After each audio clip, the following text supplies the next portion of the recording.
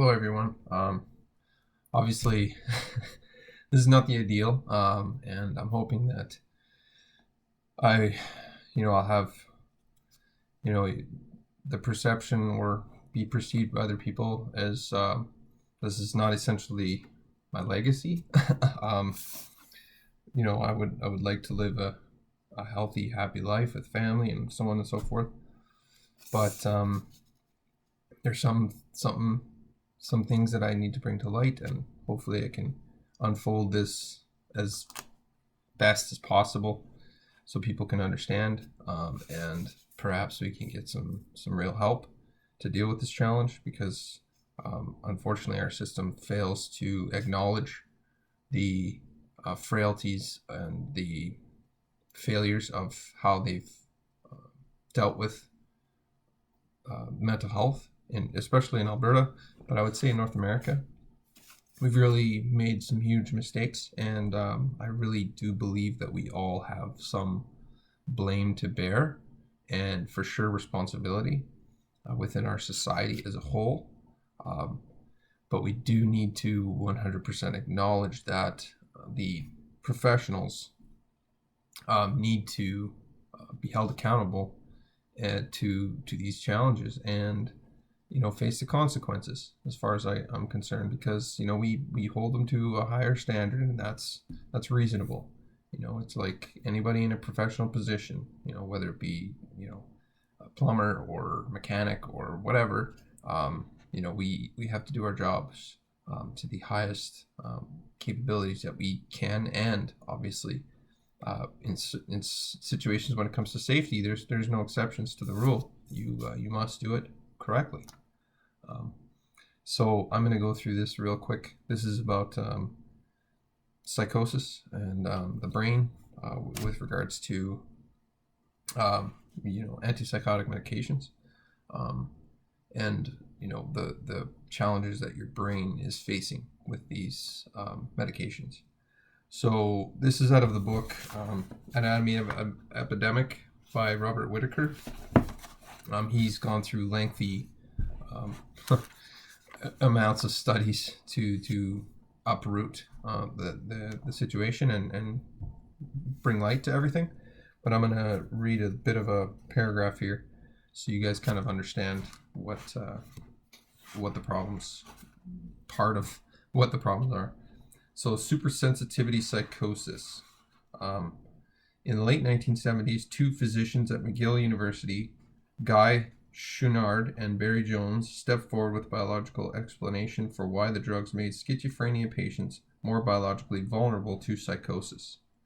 Their understanding arose in large part from the investigations into the dopamine hypothesis of schizophrenia, which had detailed how the drugs perturbed this neurotransmitter system. Thorazine and other standard antipsychotics block 70 to 90% of all D2 receptors in the brain.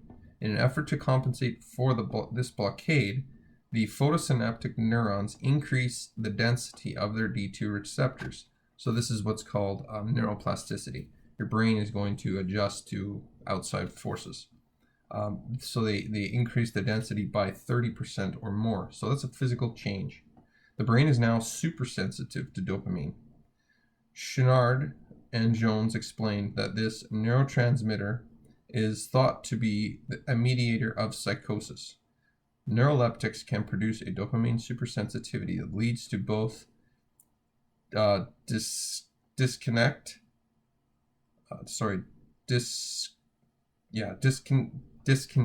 and psychotic symptoms. They wrote an implication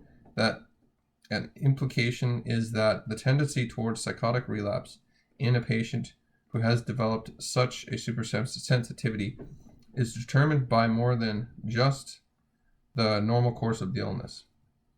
A simple metaphor can help us better understand this drug-induced biological vulnerability to psychosis and why it flares up and when the drug is withdrawn.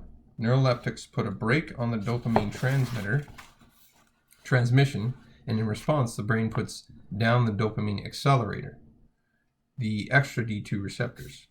If the drug is abruptly withdrawn, the brake on the dopamine is suddenly released while the accelerator is still pressed to the floor. The system is now wildly out of balance, and just as a car might careen out of control, so too do the dopaminergic pathways in the brain. The dopaminergic, what the heck? Dopaminergic neurons in the basal ganglia may fire so rapidly that the patient withdrawing from the drugs suffers weird tics, agitation, and other motor abnormalities. So I actually witnessed this in my brother. I didn't know what I was watching. This happened a number of years ago at my parents' place.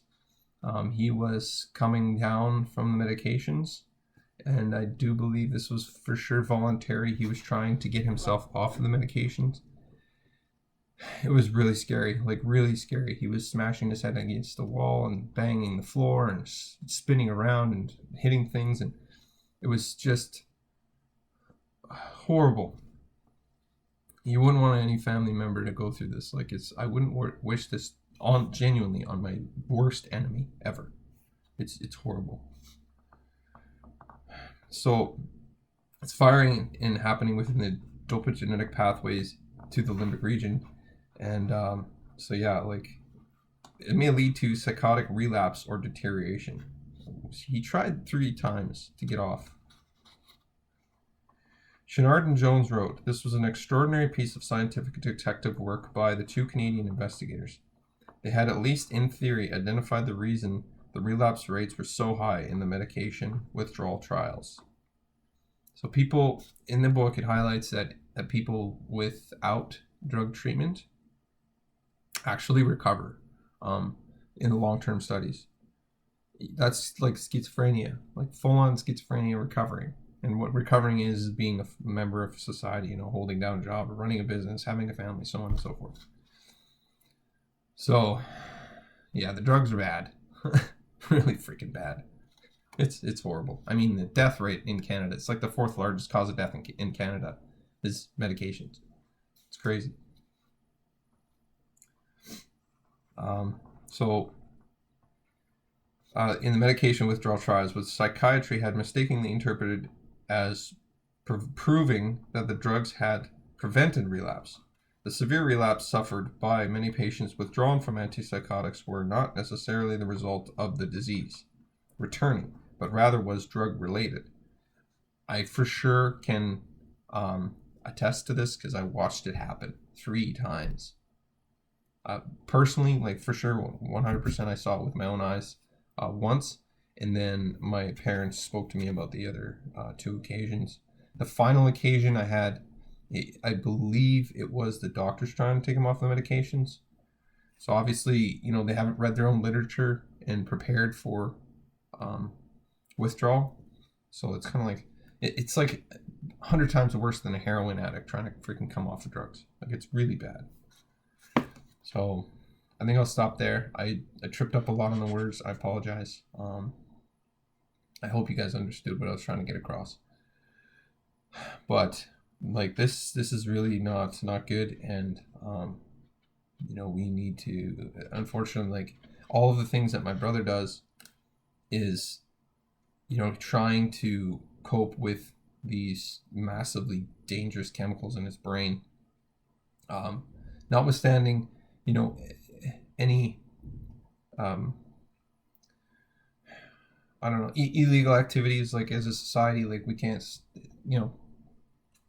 deal with anyone conducting themselves illegally, but there has to be responsibility, and there has to be a system in place so that he may be able to clear his system and get off of these medications, and at least be accountable to himself and be responsible for himself. We all should have that. We all have a responsibility, and the brain is the number one control mechanism, obviously, for our entire system.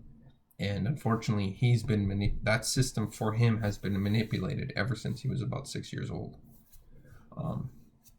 It's really a long story. There's probably gonna be blame on my mom and dad and all that, so on and so forth. But I mean, You don't know the circumstances, and they are doing their best to take responsibility 100% and fight this whole situation. But now it's totally in the control of the government.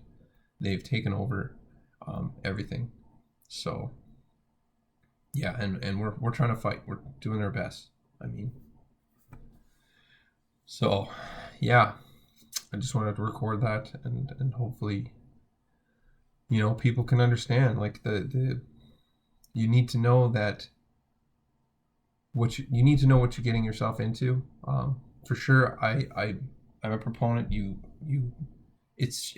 should not be ever allowed to prescribe these things to children, for sure, 100%. And if you're an adult, you have the absolute right to have the explanation to you of the consequences of taking these medications. And one of the major consequences is never being able to get off of them, ever, because it's so horrible to your brain. It rewires your system. So, but yeah, I just wanted to get the message. Thanks, guys, and I hope you do have a good day.